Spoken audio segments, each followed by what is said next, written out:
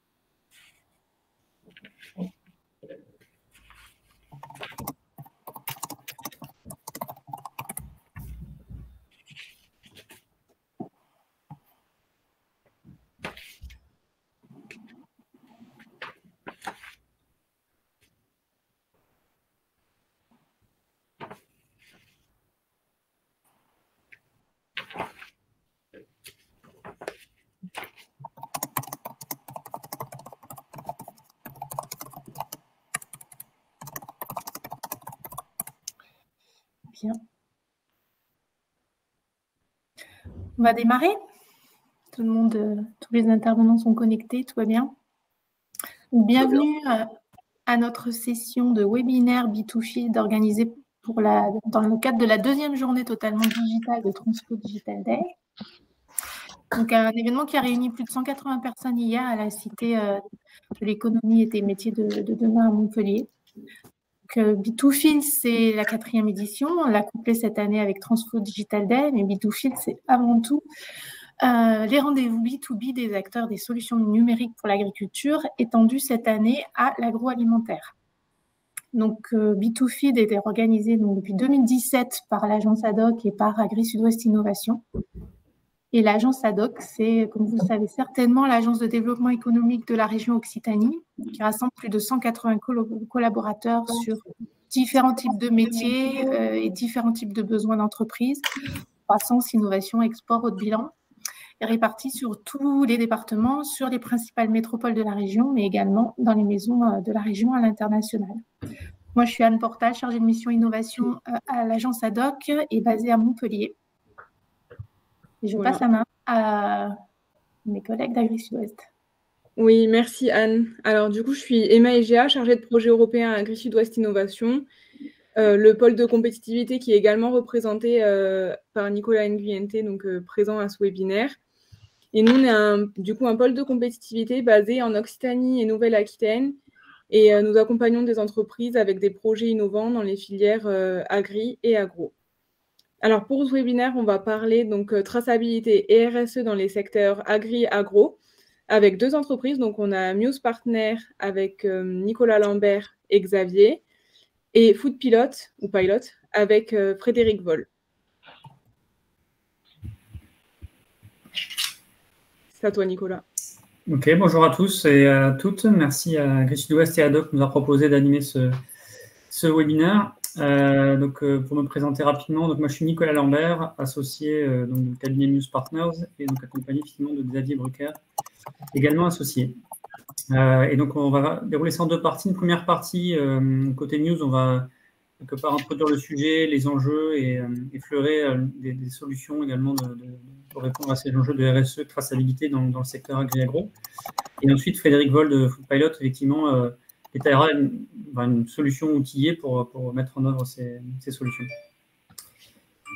Donc, rapidement, pour nous présenter, donc, qui est Muse Partners, je pense que la plupart d'entre vous ne nous connaissent pas. Donc, on a un cabinet de conseil en management, on existe depuis plus de 30 ans maintenant, environ 250 consultants, principalement en France et en Allemagne. Et notre credo, c'est d'améliorer la performance opérationnelle de nos clients, c'est-à-dire de les aider à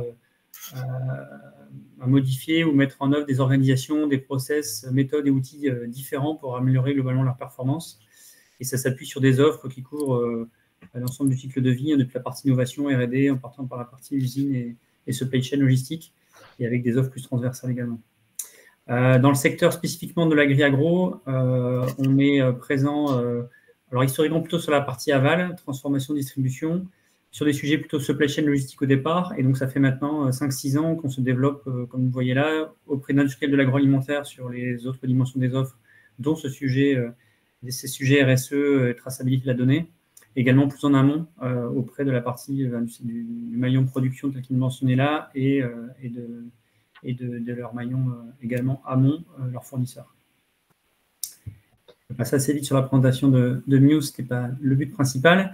Donc sur l'enjeu spécifiquement de l'environnement et de la durabilité, on voit que beaucoup de choses sont imbriquées dans votre secteur, comme vous le savez. Donc là, si on présente, on va dire 3 maillons principaux, la partie production, transformation et consommation.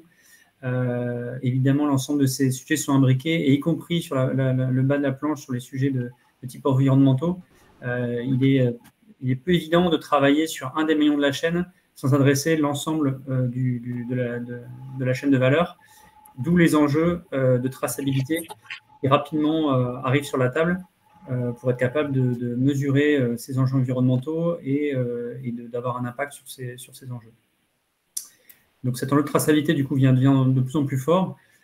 Et donc, côté news, on voit ça sous un peu deux volets différents. Le premier que je vais détailler sur la partie gauche, et puis le deuxième que Xavier détaillera. Donc, on l'a découpé de cette manière-là. Le premier, c'est la partie traçabilité du produit dans son cycle de vie. Donc, c'est vraiment la partie gestion du cycle de vie du produit lui-même. Là où le deuxième s'intéressera plutôt à la traçabilité en tant que telle du produit dans la chaîne de valeur. Et sur le premier volet, on entend parfois parler, pour ceux qui ont entendu parler de projets type PLM, Product Lifecycle Management, donc comment gérer ce cycle de vie de produit. Donc, il y a tout un volet de process et d'outils pour améliorer ceci, et qui contribue fortement à la traçabilité, notamment de ces assets environnementaux, on va dire. Donc, si je zoome sur cette partie de gauche, on peut passer à la planche suivante, s'il te plaît, là. Donc, les grands enjeux et l'apport d'une démarche de type gestion du cycle de vie produit. Donc, à gauche, les enjeux pour les acteurs présents du secteur, logiquement, vous devriez vous retrouver quelques enjeux que vous vivez actuellement. Donc, les nouvelles attentes des consommateurs liées à la transparence sur l'information des produits, que ce soit sur la partie environnementale en particulier, ça peut être également sur d'autres sujets. La problématique de réduire le time to market, donc comment réussir à lancer des innovations et plus rapidement sur le marché. Comment développer l'omnicanal et du e-commerce. Comment garantir la compliance réglementaire qui peut évoluer suivant les pays, évidemment dans le temps, et ça évolue assez vite. Et donc, maîtriser ce risque alimentaire et la traçabilité du produit associé. Et plus généralement, comment valoriser la donnée produit. Donc, plein d'entreprises sont finalement assis sur un trésor de données, data à valoriser, et quelque part, il faut réussir à les identifier et identifier le potentiel lié à ces données produits. Et enfin, maîtriser le coût sur l'ensemble de la chaîne de valeur, à la fois en interne dans son entreprise, mais aussi en amont, notamment vis-à-vis des fournisseurs. Et donc, la démarche de gestion du cycle de vie du produit, de notre point de vue, répond pas mal en tout cas assez pleinement à ces enjeux-là. Donc, comme je le disais, ça va être des problématiques si on prend le plus en amont possible, de la partie, prendre en compte la partie processus de l'entreprise. Donc, quelque part, le fait de mieux maîtriser sa donnée produit va permettre d'accélérer les processus depuis la phase de création, développement jusqu'à la partie fabrication en elle-même. La gestion également des différentes variantes qu'on peut avoir sur son propre produit ou sur les ingrédients en amont. Donc la combinaison d'ingrédients, la gestion de configuration, on va dire, si on prend pour parler avec ce langage-là de notre produit, comment le gérer au mieux. Une capacité également à mettre à disposition pour répondre aux problématiques du e-commerce omnicanal, une information partagée et fiable sur le produit. L'enjeu suivant sur la partie qualité, intégrité et traçabilité des produits, de la recette pour tout ce qui est industrie agroalimentaire du produit, depuis le fournisseur jusqu'au client, comment gérer cette traçabilité. Et également comment se connecter aux autres outils qui peuvent exister dans l'entreprise, puisque cette donnée produit, elle intéresse les gens qui vont être sur la partie R&D, mais aussi elle peut être connecté avec d'autres systèmes type ERP ou MES si on part de la partie usine, pour avoir une continuité un peu de bout en bout de cette donnée au sein déjà de notre propre entreprise, et puis ensuite élargir au-delà en amont ou en aval auprès des fournisseurs et des clients. Et enfin, sur le dernier point, on constate finalement beaucoup de tâches à faible valeur ajoutée pour gérer ces données produits et leur traçabilité. Et donc, des outils de type Product Lifecycle Management aident fortement également à réduire le coût de gestion de cette traçabilité, de cette configuration produit. Et donc, quelque part, gagner en efficacité et gagner en coût. Voilà pour dire les enjeux un peu généraux de ce volet-là. Si on passe sur la planche suivante, le schéma est un peu compliqué, mais le message ici est assez simple, c'est-à-dire qu'on voit beaucoup d'entreprises finalement s'intéresser directement à la partie outillée informatique du sujet. Ce qu'on préconise de notre côté, c'est de partir un petit peu plus en amont, qu'on n'a pas de recul, et réfléchir plus en amont au processus de l'entreprise, comment elle fonctionne, de quelles données j'ai besoin, quelle organisation utilise quelles données, de quelles fonctionnalités j'ai besoin. Voilà, bien comprendre quelque part le flux de données produit dans son entreprise avant de s'attaquer à choisir un outil. Et donc, on aide en général beaucoup de nos clients à cette prise de recul avant de sélectionner une solution. Il y a un volet également qu'on néglige parfois, qui est en pointillé en bas, qui est la partie impact, conduite du changement au sein de l'entreprise ou au sein des maillons amont dans la chaîne de valeur.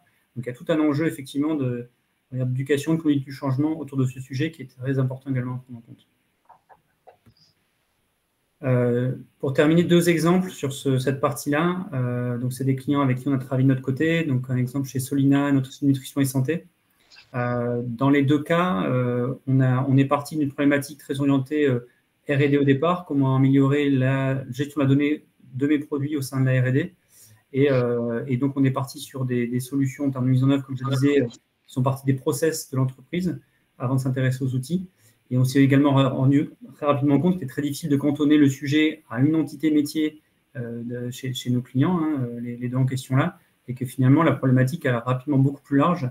Elle implique beaucoup plus de métiers à l'intérieur de l'entreprise pour gérer cette traçabilité de la donnée, et également de réussir à impliquer ensuite, en amont, en aval, les fournisseurs et les clients.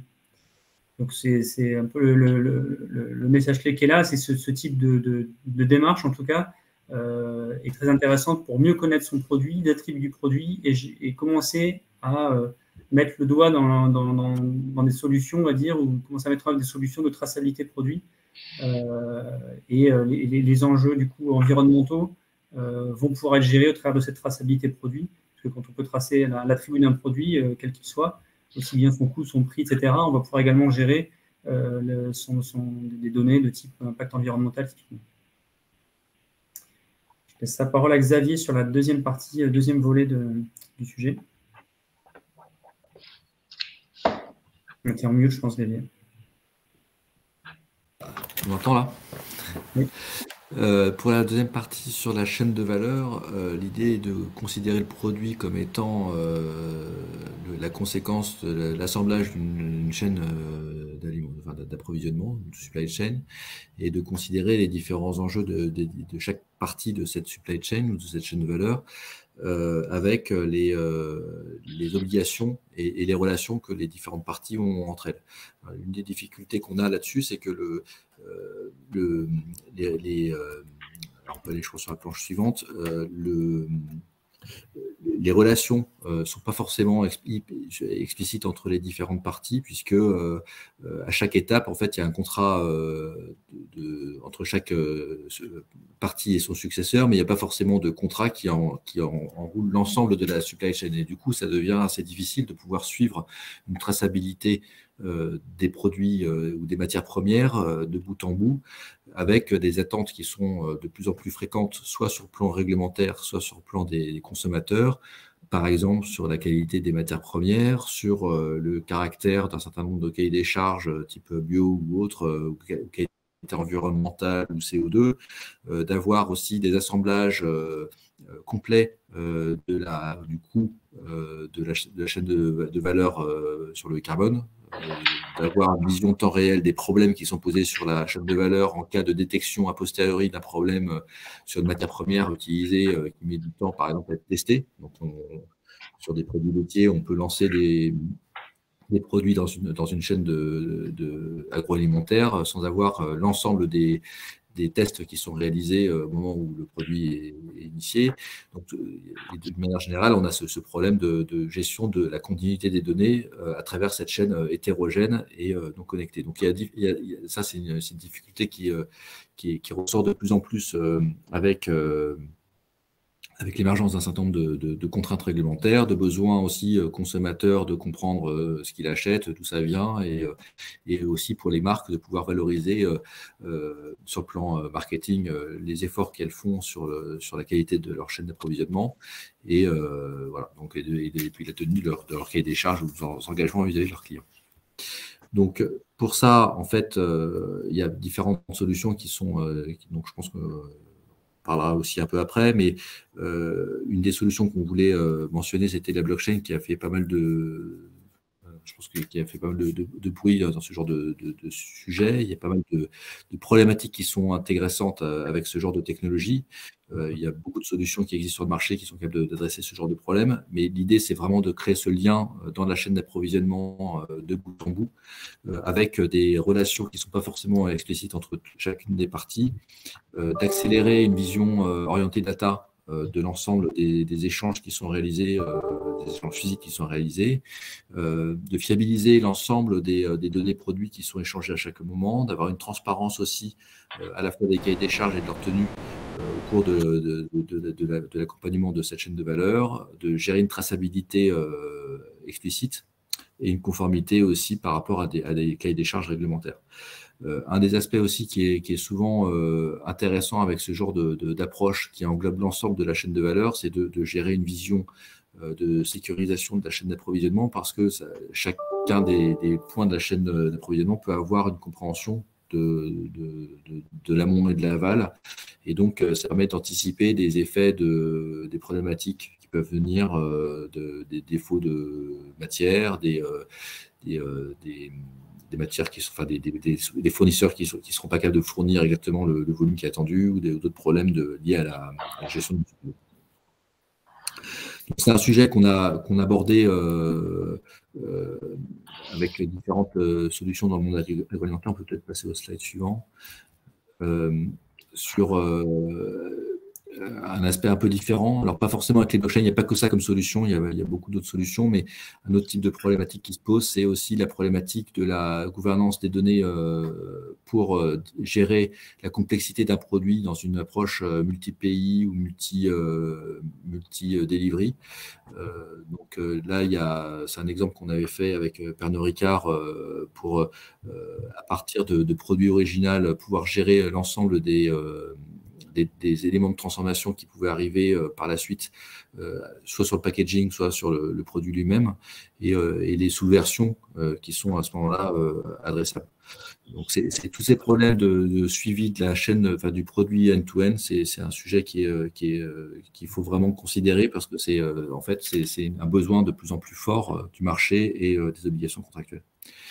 Un dernier exemple qu'on voulait citer sur le slide suivant, c'était un travail qu'on a fait avec Dacobello sur les amandes avec un sourcing qui était aux États-Unis et un cahier des charges qui était assez difficile avec pas mal de sous-traitants fermiers, enfin, d'organisations de fermiers en Californie qui sont en charge de maintenir un cahier des charges qui était spécifique à Dacobello avec des éléments sur la gestion des abeilles, sur la gestion de l'eau, sur la gestion des sols, sur la gestion des arbres, sur la qualité des amandes qui faisait partie de leur cahier des charges, soit pour des raisons, encore une fois, réglementaires, soit pour des raisons du produit qu'ils voulaient proposer à leurs clients, en termes de qualité notamment, et en termes de promesses environnementales également. Donc, on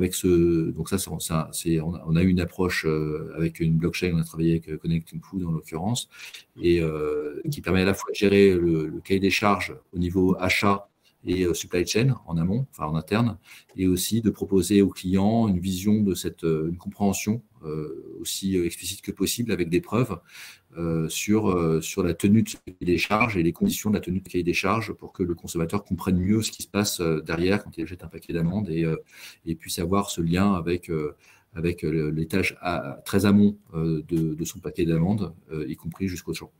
Voilà. Donc, c'est des exemples d'application de ces principes de couverture end-to-end de la chaîne de valeur. Voilà, je passe la parole à Foodpilot maintenant. Ok. Est-ce que vous m'entendez bien? Oui. Écoutez, bonjour à tous. Je suis Frédéric Voll, un des cofondateurs de Foodpilot. Là, pour faire d'abord le rebond par rapport à la première partie, dans les mots-clés que j'ai notés et sur lesquels je vais insister, c'est les attentes consommateurs, la conformité réglementaire et les data, et le sujet finalement de la traçabilité des pratiques agricoles. Donc ça fait plein de choses à adresser, complexes, et donc avec 3 associés, on a créé Foodpilot. Alors quelques mots justement sur les associés. Donc je vais parler de Virginie, de Didier et de moi en particulier, puisqu'on est des anciens consultants. En fait, on a fait nos carrières chez EY, chez Deloitte, chez Protéine, donc on connaît très bien le métier de Nicolas et de Xavier, et c'est très important d'avoir. Donc, je fais un peu de la pub pour les cabinets de conseil, là, en gros, hein, c'est la minute pub, pour dire que face à des sujets aussi complexes, on a besoin d'avoir des expertises, de l'accompagnement et de la méthode. Et effectivement, nous, on a fait un choix qui est d'aller vers construire une solution digitale pour répondre aux enjeux environnementaux. Donc, nous, notre métier, ça consiste en fait à équiper les entreprises. Donc, on intervient souvent en fait à côté ou après des cabinets de conseil. C'est le message que je veux faire passer pour en fait opérer, mettre en place une plateforme qui permet en fait de collecter des données, d'où le lien avec la data, et de pouvoir en fait mesurer l'empreinte environnementale des produits. Voilà. Si tu veux revenir à la diapo d'avant, juste pour expliquer, voilà. Donc ça, c'était l'équipe, ce qu'on fait. Donc nous, en fait, notre sujet, c'est la mesure de l'empreinte environnementale selon les différents scores du marché. Je vais y revenir. Donc on valorise première chose, on mesure. Deuxième chose, on définit des trajectoires de progrès parce qu'en fait, l'empreinte environnementale, c'est pas que l'école des fans. On donne des notes, c'est aussi de permettre en fait aux fournisseurs de progresser. Et tout ça se faisant sur une base scientifique, puisque ceux qui sont autour de la table connaissent on a parlé des ACV, des bilans carbone, on est sur des sujets assez pointus dans les différentes filières. Donc c'est pour ça qu'on a recruté une directrice scientifique et on a une équipe scientifique qui travaille sur notamment les mesures, les impacts environnementaux de différents produits des emballages. Voilà, quelques mots sur l'entreprise. On a été créé en 2022. On est en train de terminer une levée de fonds à 5 millions d'euros. On est lauréat de France 2030 au niveau national et au niveau régional, mais je vais en parler juste après sur un exemple. Tu peux passer à la diapositive d'après. Donc nos clients, vous les voyez ici. On a en commun nutrition et santé. On en a parlé un petit peu avec Nicolas, pas Nicolas Nguyen, mais Nicolas de côté Mayuse. Donc vous reconnaissez un certain nombre de marques que vous achetez peut-être dans les supermarchés, et on a créé la petite sœur de Foodpilot qui s'appelle Wine Pilot sur des spécificités de la filière viticole, avec un focus plus particulier sur le carbone. Sur la diapositive suivante, en fait, on va s'y arrêter puisque on n'aura pas le temps de faire une démo, mais la plateforme, elle répond à deux enjeux. Alors, elle est configurée pour piloter la RSE. Le titre de la présentation aujourd'hui, c'est RSE et traçabilité. Donc, on va parler d'environnement, de produits, de fichiers environnemental, mais notre plateforme, comme d'autres aussi, permettre en fait de remonter des KPI sur le pilier social, par exemple. C'est ce qu'on fait, par exemple, chez Maïsadour. Je ne pense pas que vous voyez parce que c'est écrit petit, mais sur la droite du schéma, vous avez des indicateurs RSE, mais qui sont adossés à des indicateurs. Donc, vous en avez 2 en l'occurrence. Un qui est sur le climat avec la réduction des gaz à effet de serre, donc avec des objectifs de réduction, mais également un autre indice, c'est intéressant, autour de l'agriculture régénératrice. Je fais un peu de pub aussi pour AG Sud-Ouest Innovation, puisque les sols vivants, c'est un sujet qui intéresse beaucoup l'agriculture. Et il existe aujourd'hui un indicateur, enfin il en existe plusieurs, et celui qui a été choisi par Maïsadour, c'est l'indice de régénération. Voilà. Donc je vais un peu dans les détails, mais pour montrer que tout ça, en fait, ça s'architecture sur une plateforme et ça remonte sur la partie RSE. Je vais me concentrer je vais rester sur cette diapo et me concentrer sur la gauche. Là, on est chez Nutrition et Santé. Et chez Nutrition et Santé, le sujet, c'est comment est-ce que je mesure l'empreinte environnementale d'un produit et d'une gamme de produits. Donc, en l'occurrence, vous avez 3 gammes, nutrition bien-être, nutrition végétale et nutrition active, qui sont pas les mêmes recettes. Et en fait, ce qu'on voit juste en dessous, c'est un focus sur la nutrition bien-être. Donc, on est au niveau du produit, même du SKU. Donc, on est complètement sur les problématiques dont parlait Xavier, qui est de mapping de supply chain, de produits. Donc, on est aussi sur ce niveau de détail là, et c'est important parce que les systèmes d'information, ils sont construits comme ça, et on se connecte aux systèmes d'information, les ERP notamment. Et donc, en fait, la finalité, c'est de pouvoir, en fait, collecter des données sur un produit égale une recette égale des matières premières adossées à des fournisseurs. Et donc, notre métier, en fait, c'est d'aller chercher l'information dans l'entreprise, sur la consommation énergétique, etc., et d'aller chez les fournisseurs connecter les informations sur notamment les pratiques agricoles. Le point dur aujourd'hui, c'est, on sait que, je prends un exemple, un paquet de pâtes, par exemple, que vous achetez en supermarché, l'impact environnemental, quand vous l'achetez, c'est pas l'usine, c'est pas l'emballage, c'est pas le transport, c'est le champ de blé. C'est ce qui se passe dans le champ de blé qui conditionne 70% en tout cas de l'empreinte environnementale. Et donc, la question, c'est quelles sont les pratiques des agriculteurs, notamment sur la question de l'azote. Voilà.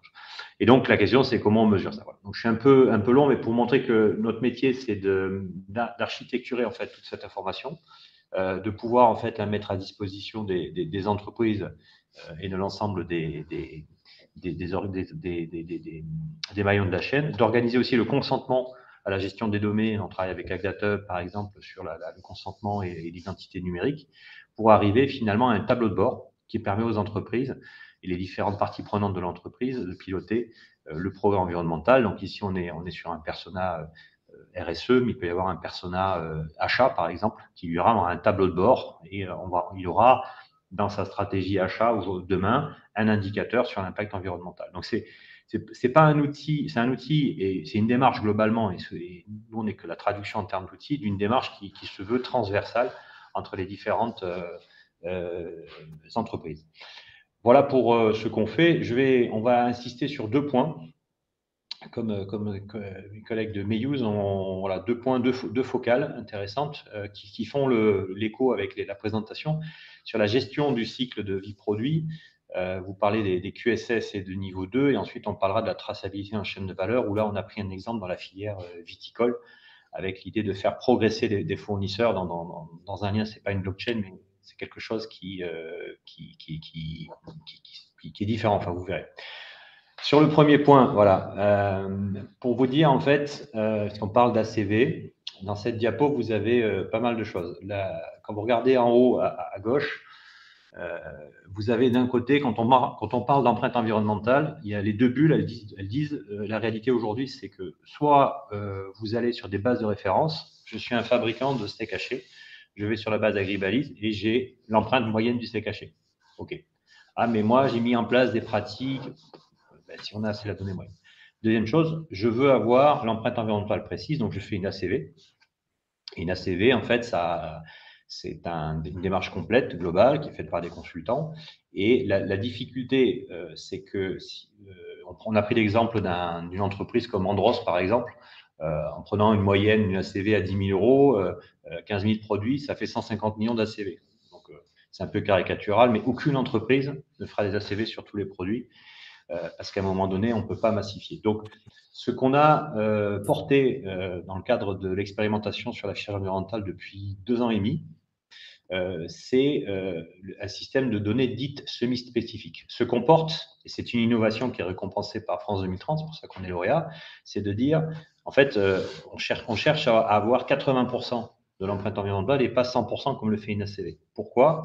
C'est parce qu'on est sur les lois de Pareto avec 15, 20, 25 indicateurs qui correspondent à des questions. En fait, on est capable de mesurer 80% de l'empreinte environnementale. Et sur la base de ces 15, 20, 25 questions critères, on est capable en fait de pouvoir engager du progrès, donc des plans d'action et des plans de correction sur 80% d'empreinte environnementale. Et c'est déjà beaucoup, et c'est déjà beaucoup plus accessible en termes de mise en œuvre. Encore une fois, avec l'appui des centres techniques, je n'ai pas le temps de détailler, mais via l'ADEME, via le GIST Revalim, via les instituts techniques qui valident en fait les 10, 15, 20 ou 25 questions qui correspondent à 80% d'empreinte environnementale. Donc ça, c'est important parce que c'est au-delà de le porter, c'est aussi le cadre dans lequel s'inscrit la démarche de l'affichage environnemental en France, puisque vous avez un petit tableau à droite avec un webinaire qui a été présenté en avril qui explique que le niveau 1, c'est agribalisme, données moyennes, et que le niveau 2 et le niveau 3, ce sont les ACV, et le niveau 2 que l'on porte, avec d'autres, mais on est ceux qui sont les plus avancés, on est sur des données dites semi-spécifiques, d'où le questionnaire semi-spécifique. Voilà, donc en fait, c'est un outil qui permet en fait de massifier à la fois la collecte, le calcul et donc la transition agricole agroalimentaire. Ça, c'est le premier exemple. Alors, on n'aura pas le temps de parler du QSS blé sur lequel on travaille depuis le début, qui est une illustration de voilà, finalement les 10 pratiques clés qui permettent de faire la transition sur la filière blé et métier du grain, meunerie, pâtisserie, etc. Voilà, sur le deuxième exemple, je vois le temps qui file et Nicolas qui commence à faire la grimace, donc j'accélère. Pour mettre ça en illustration, pour que vous compreniez de quoi on parle, un client qu'on a en commun, donc on parle d'un paquet de biscuits pavot citron. Ce paquet de biscuits, en fait, le marketing, la direction générale dit nous, on veut avoir un Planet Score. Donc, vous avez le chiffre 79, par exemple.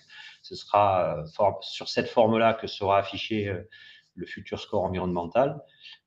Donc, maintenant, on va parler de coût environnemental, on ne parle pas d'impact, c'est le terme consacré. Et vous avez un deuxième logo que vous connaissez sûrement, qui est le Planet Score. Et qui permet aussi de pouvoir mesurer avec une présentation différente. Qu'est-ce qu'ont en commun ces logos en fait, ils doivent aller chercher de l'information au sein de la supply chain. D'où notre solution qui va chercher l'information et qui va jusqu'au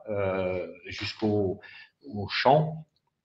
Chez l'agriculteur, on est en partenariat avec SMAG et Mes Parcelles, et notamment l'indice de régénération de PADV, qui équipe en fait des coopératives de blé qui fournissent l'herbe. Donc, on architecture cette information-là, on la consolide et on permet aux entreprises agroalimentaires de pouvoir les publier et de faire progresser les produits dans le tableau que je vous ai montré tout à l'heure. La deuxième illustration que je voulais présenter sur la diapositive d'après, c'est un cas d'usage différent dans la filière viticole où donc l'interprofession des vins de Bourgogne va équiper l'année prochaine ces 3200 ressortissants avec une solution qui s'appelle Wine Pilot et qui permet en fait de pouvoir mesurer l'empreinte environnementale. Donc on n'est pas sur un bilan carbone, l'empreinte carbone, pardon. C'est pas un bilan carbone, c'est une empreinte carbone. C'est un choix qui est avéré pour ensuite activer les principaux leviers pour aller vers la réduction de l'empreinte carbone. L'objectif, c'est que les vins de Bourgogne qui émettent 380 000 tonnes de CO2 ont pris des engagements de réduction de l'ordre de 40-45% en 2035. Sauf que pour faire ça, ils ont besoin en fait que individuellement chaque opérateur de Bourgogne fasse le job. Et donc pour que les opérateurs fassent le job, ils ont besoin d'avoir un outil simple, mais quand même avec une robustesse scientifique qui permet de mesurer, c'est la première partie, et ensuite, si on le voit bien, mais vous avez des actions. Le vigneron définit, dit voilà, moi je vais réduire le poids de ma bouteille, je vais réduire la dose d'azote minéral, et en fait, l'outil calcule, simule, donc il y a un espace de simulation, et ensuite, il y a un engagement sur le plan d'action. En fait, ça veut dire quoi? L'illustration par rapport à l'exemple de la démarche de progrès et la démarche de filière, c'est de dire, en fait, on a un opérateur qui est l'industrie de Bourgogne qui a besoin, en fait, de faire progresser ses fournisseurs quelque part. C'est ça le sujet. Donc, comment on fait progresser ses fournisseurs? Donc, c'est là où une solution comme la nôtre, il y en a d'autres, permettent en fait à la fois d'embarquer, une notion d'embarquement, de massification, de simplification, et ensuite de faire progresser sur 1, 2, 3, 4 actions et de pouvoir piloter le progrès en l'occurrence ici sur la décarbonation. Voilà, j'en ai terminé de la présentation en écho avec la première partie qui est très intéressante. Il y a quelques questions. Oui, alors il y avait une question, je vois sur Food Pilot, va-t-il se déployer à l'international? Oui. En fait, on se déploie à l'international déjà avec des clients comme Lustucru qui se fournissent par exemple en Espagne. Donc, on est en train de travailler avec le principal fournisseur de blé dur. On travaille également avec Pink Lady, vous avez vu, qui se source en France, mais également en Italie et en Espagne. Et donc, avec Wine Pilot aussi, on est en train de se développer au niveau de l'Amérique du Sud. Donc, la plateforme est multilingue, donc là, c'est anglais, espagnol, et pour l'instant. La question qui se pose derrière et que je me pose, c'est la question de… Parce que, bon, bien sûr, la donnée est au cœur de tout ça. Quid des standards de données? Est-ce que c'est une problématique? Enfin, quand tu dialogues avec l'Espagne ou l'Amérique latine, je sais pas, quand on parle d'un kilo de blé, est-ce qu'on parle bien de la même chose? Et est-ce qu'il y a des problématiques autour de ça? Alors, c'est pour ça qu'on a une équipe scientifique, hein, c'est-à-dire qu'en fait, tous les jours, on se pose la question, on est questionné sur, oui, mais moi j'ai un blé espagnol, le blé espagnol, alors il y a un cadre européen, le Product Environmental Footprint, donc en Europe, on a quand même un cadre réglementaire. En France, on est très avancé, hein, ça c'est certain, hein, puisque Agribalise n'existe qu'en France et un peu dans d'autres pays, mais très peu. Donc en fait, on part de plus loin. Donc, en fait, on a des bases de données internationales qui permettent, en Oui, mais fait… là, tu parles de base de données. Oui. Agribalise, c'est une base de données ACV. Donc, on sait qu'effectivement, pour faire 1 kilo de blé, il faut Oui. tant de litres de gasoil, de machin.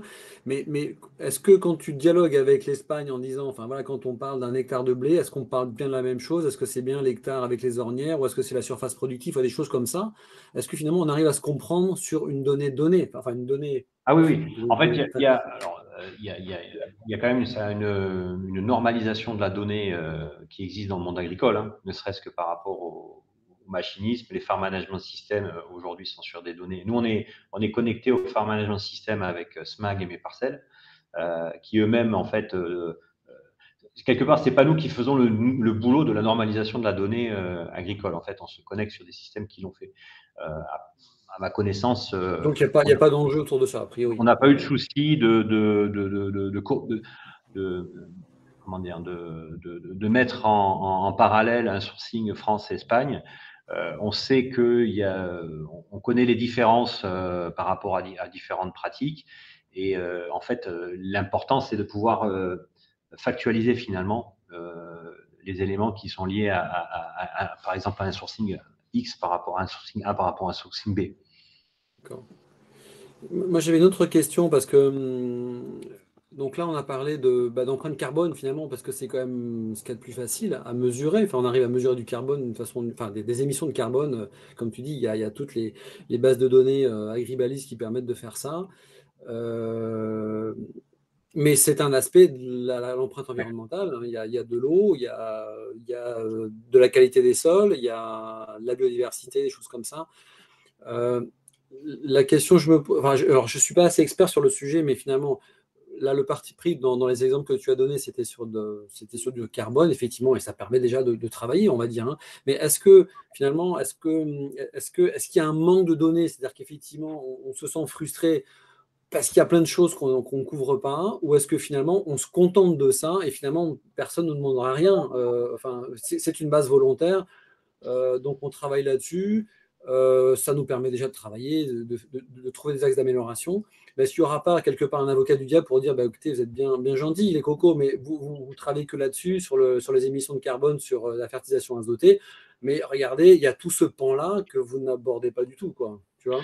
Alors, plusieurs éléments de réponse. Dans l'affichage environnemental, que ce soit le Planet Score ou le affichage environnemental, le carbone pèse entre 30 et 35% de la note. Donc, ça veut dire que les 2/3 de la note, ce n'est pas du carbone. Première chose. Deuxième chose, pour mesurer les autres KPI, effectivement, sur l'eau et la biodiversité, donc il y a les références du Product Environmental Footprint. Il y a aujourd'hui encore pas mal de débats sur l'indicateur biodiversité, le BVI, notamment pour ceux qui connaissent, où l'ADEME a pris un certain nombre de positions sur des indicateurs. Donc là, j'ai pas tous les éléments, c'est l'équipe scientifique de Foodpilot qui les a, mais de ce que j'en ai compris, on a quand même une base d'indicateurs qui est relativement stabilisé. Ce qui est certain, c'est que sur le niveau de connaissance, les spécialistes de l'environnement, en tout cas de la mesure de l'empreinte environnementale qui seront peut-être autour de la table, on va dire, en fait, on est sur une échelle de 1 à 100, on est à 10 peut-être. Tout est devant nous en termes de progrès, notamment sur la science, sur les indicateurs. La vraie question, c'est est-ce qu'on attend que la science soit à 100% pour déployer des outils et faire la transition, ou est-ce qu'on démarre dès maintenant? La réponse est on démarre dès maintenant. Donc, on est très soucieux de ce qu'on matérialise par un indice alors ça peut être un indice de confiance, mais j'oublie le terme qu'on utilise en interne, mais en tout cas, quand on affiche un indicateur, on documente cet indicateur avec les réserves pour qu'on ne puisse pas se dire, finalement, comme tu dis, tu es bien gentil, mais vous n'avez pas regardé ça, ça et ça. Quand on a des indicateurs sur, je sais pas, par exemple, les surfaces d'intérêt agroécologiques qui sont dans HVE, on les mesure, ce n'est pas satisfaisant, mais on les mesure. Il y a un certain nombre d'indicateurs, la science progresse tout le temps, les filières progressent, et en fait, c'est pour ça qu'on a mis en place des comités scientifiques par filière pour pouvoir toujours être à jour de cette information. Donc la réponse que je te ferai, elle est entre les deux, c'est-à-dire d'abord, on avance. Maintenant, on est dans une logique d'interaction avec les parties prenantes tout le temps. Parce que sinon, le risque, effectivement, on prend une entreprise, on se met dans un coin de table, on dit c'est quoi les indicateurs qui t'arrangent et on fait du greenwashing. Voilà. Ça, nos clients ne nous en veulent pas et nous, par construction, on sait très bien, parce qu'on a un peu de kilomètres dans les métiers du conseil, on sait qu'aujourd'hui, ça ne marche pas. Je veux dire, les entreprises aujourd'hui qui pensent faire du greenwashing, il y a une telle pression des parties prenantes qui fait que ce serait suicidaire, ce serait pas. Donc, en fait, le but du jeu, c'est d'avoir un jeu d'indicateurs, d'avoir un indice Et un mot aussi, parce que derrière, pour revenir sur les sujets techno, c'est que derrière, on utilise l'intelligence artificielle sur certains aspects. Parce qu'en fait, comme on a beaucoup de trous dans la raquette, parce qu'il y a plein de données, les pharmacies système, c'est incomplet, il y a beaucoup de trous dans la raquette et on fait tourner les modèles, donc on a besoin de s'appuyer sur de l'intelligence artificielle. Voilà. Donc c'est une réponse un peu longue, pardon Nicolas, mais pour dire que c'est un gros sujet et qu'il faut aussi avoir l'humilité de dire qu'on est au début, quoi. Oui, non, mais très bien, il y a de l'espace pour l'innovation, je vois, l'innovation, c'est notre métier, donc on s'en réjouit. En tout cas, je voulais rebondir sur un aspect qui a été mis en avant par Muse. Moi, ce que j'ai retenu, c'est qu'il y a un côté organisationnel, Nicolas et Xavier, OK, il y a beaucoup de technologies à mettre en avant, de la data, mais aussi finalement une dimension humaine. On en reparlait ce matin, finalement, sur le côté un peu, parfois, on a eu dans le passé un peu technologie push, mais finalement, c'est que si on veut que ça marche bien, il faut qu'il y ait des humains, des hommes qui adoptent ces approches-là, ces technologies, et donc recentrer tout ça autour de l'homme. Et ça, moi, c'est le message que j'ai retenu de ce que tu as présenté, entre autres, bien entendu. Oui, je pense pour moi, il y a deux aspects. Il y a ce que tu viens de dire là, qui est effectivement comment embarquer les personnes sur une nouvelle outil, une nouvelle technologie qu'on va mettre en place. Et on voit beaucoup quand même d'échecs liés au fait qu'on a négligé ce volet-là. C'est-à-dire qu'on a un très bel outil, très bien pensé, très mal accompagné, les gens ne l'utilisent pas et finalement on ne vit pas de soi-même. Et je pense qu'il y a un autre aspect aussi qui est lié, qui est effectivement ne pas plonger trop vite dans l'outil. C'est le deuxième message que je voulais passer, c'est je pense bien de réfléchir à comment fonctionne l'entreprise, quels sont les métiers qui vont utiliser cette donnée, quels sont les processus de l'entreprise finalement pour remonter jusque-là, pour être capable ensuite de mettre en place le bon outil, c'est-à-dire un outil qui répond réellement aux besoins de l'entreprise, ni trop ni trop peu. Et ça, c'est pareil, c'est souvent des phases amont qui sont négligées. On saute vite vers la solution parce que c'est ce qu'il y a de plus concret, de plus visible. Et parfois, ça pêche un peu dans cette phase de cadrage amont. Là, tu es en mute, Xavier. Ouais, sur l'aspect traçabilité de la supply, il y a un autre aspect aussi qui est le partage d'informations dans la supply chain. Ça, c'est assez nouveau aussi. Ça demande d'avoir une ouverture en amont et en aval sur ce qu'on fait, sur ce qu'on est en train de faire, sur les mots de réglementation qu'on tient, etc., presque en temps réel. Ça demande des discussions éventuellement contractuelles aussi. Donc, c'est un changement de paradigme sur le plan de la relation avec ses fournisseurs et avec ses clients. Et ça, c'est intéressant aussi de prendre ça comme un point positif. Évidemment, c'est toujours un peu une question au début, mais de le prendre de manière positive pour valoriser les efforts des uns et des autres qui sont faits pour améliorer la qualité des produits et arriver à retranscrire ça vers le consommateur final qui achète le produit, mais aussi vers les intermédiaires qui vont utiliser le produit à différentes étapes de sa fabrication. Donc, ça demande aussi un changement un peu culturel dans la relation inter-entreprise. Je ne sais pas si on a encore un petit peu de temps ou pas, Anne, ou est-ce qu'on est au bout du timing? On a encore que 3 minutes.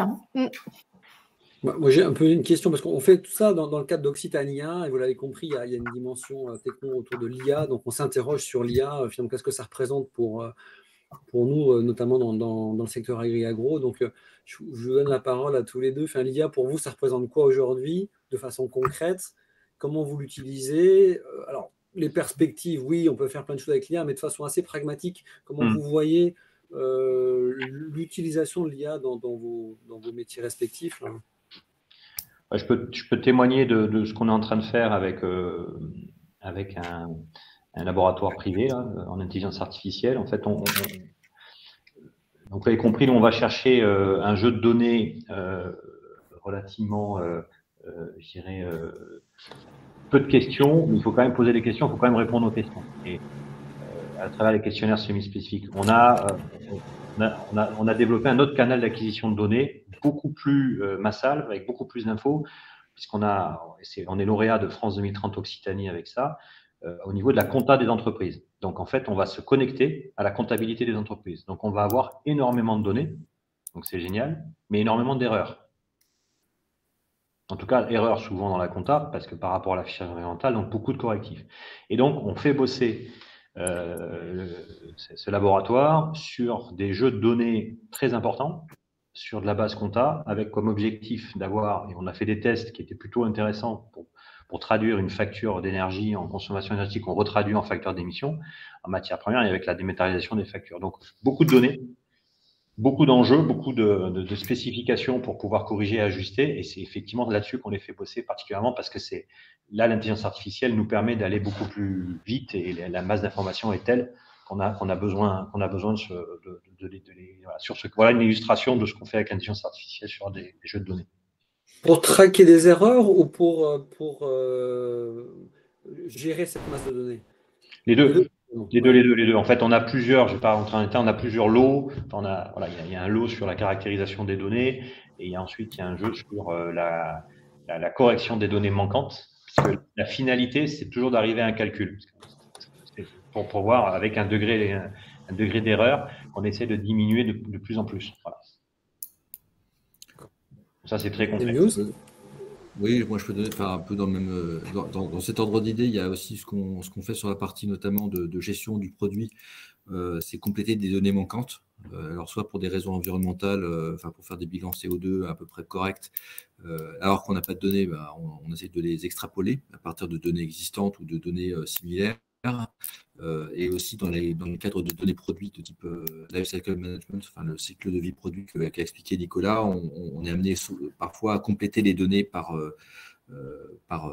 homogénéité ou autre. Et là, on fait appel à des moteurs de machine learning, d'intelligence artificielle qui sont capables de prédire correctement des données absentes ou manquantes et puis effectivement détecter potentiellement des anomalies. Ça, c'est un type d'utilisation. Et puis après, en agroalimentaire, on voit de plus en plus d'IA qui sert à améliorer la vitesse de développement de produits, par exemple, par des procédés qui font des IA qui font des procédés automatiques ou des recettes qui précalculent des recettes pour accélérer les cycles de R&D de mise au point en s'appuyant sur des produits existants, parce qu'il y a quand même pas mal de similarités. Donc, on arrive à construire des IA qui sont actifs en fait dans ces processus de R&D. Et encore une fois, dans tout processus de manufacturing, de cycle de production, améliorer l'efficacité de l'usine sur le plan énergétique, sur le plan de la rapidité, sur le plan de la qualité, etc., en détectant mieux les erreurs et en prédisant les points de fonctionnement optimaux des usines. Donc, il y a beaucoup de cas d'utilisation qui se développent dans l'agroalimentaire en général. Bien. pense que Anne, Si on a terminé, merci à tous pour cet échange très intéressant. Pour les participants qui ont encore un peu de disponibilité, nous allons enchaîner rapidement à 15h avec le dernier webinaire de notre série Agri-Approach aujourd'hui. Donc, restez connectés et puis n'hésitez pas à nous recontacter pour toute question ou tout projet. Merci beaucoup. Merci. Merci, au revoir. Merci. Merci.